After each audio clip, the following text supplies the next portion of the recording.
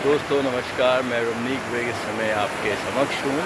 और दोस्तों आज मैं इस समय कलंगुट बीच पे हूँ। ये गोवा में स्थित मेरे सेंटर से मुश्किल से 10 मिनट की पैदल दूरी पर है। और दोस्तों आज मैं आज सुख प्राणायाम का जो दूसरा चरण है इसकी चर्चा करूँगा आप लोगों के साथ। दोस्तों सुख प्राणायाम के 3 चरण होते हैं, चरण नंबर 1, चरण नंबर 2, चरण नंबर 3। और सुख प्राणायाम का जो ये दूसरा चरण है ये उच्च रक्तचाप के लिए, हृदय रोगियों के लिए, जिनको धमनियों में रुकावटें हैं उनके लिए, जिनका कभी बाईपास हो रखा है उनके लिए, जिनको कभी ब्रेन स्ट्रोक हो रखा है उनके लिए, इन सब लोगों के लिए बहुत अच्छा है। अब इस सुख प्राणायाम जो चरण नंबर 2 है इसमें हमें करना क्या है आपको ये समझा देता हूँ।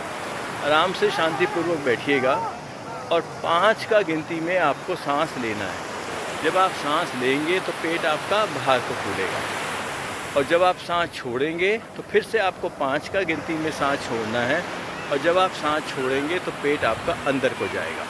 ऐसे में हमारा एक राउंड कंप्लीट होता है।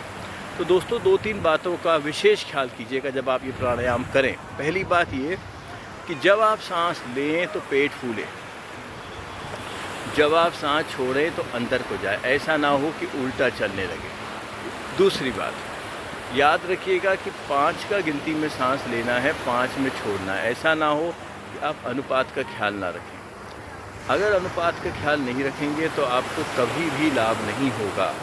तो यानी कि आपको क्या करना है, 5 का गिनती में सांस लेना है और आपको 10 का गिनती में सांस छोड़ना है।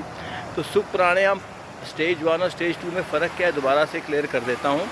सुख प्राणायाम जो स्टेज 1 है उसमें हमको 5 का गिनती में सांस लेना होता है और 5 में छोड़ना होता है। सुख प्राणायाम स्टेज 2 में क्या है, 5 का गिनती में सांस लेना है और 10 का गिनती में सांस को छोड़ना है। यानी कि छोड़ने में मेरे को डबल टाइम लगना मांगता है। अगर मैं जल्दबाजी में छोड़ देगा, यानी कि अगर मैंने 6 या 7 या 8 में छोड़ा तो मेरे कोशिकाओं पे कोई प्रभाव नहीं पड़ेगा, फ़ायदा नहीं होगा। तो याद रखिएगा कि जब आप सांस लें 5 का गिनती में, छोड़ें 10 का गिनती में। अच्छा दोस्तों, तो मैं चलता हूँ। यहाँ गोवा से मेरा आप सबको नमस्कार।